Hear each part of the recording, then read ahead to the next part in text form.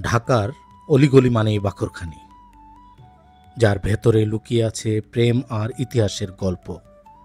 এ যেন এক টুকরো রুটি নয়, এটা পুরনো ঢাকার আত্মা এবং অস্তিত্ব। এর ভেতরেই লুকিয়ে আছে ইতিহাস আর প্রেম কাহিনী। মুঘল যুগে মুর্শিদাবাদের নবাবের সেনাপতি মীর বকর এক সুন্দরী নৃত্যশিল্পী খানি বেগমকে ভালোবেসেছিলেন, কিন্তু সেই প্রেম ছিল নিষিদ্ধ।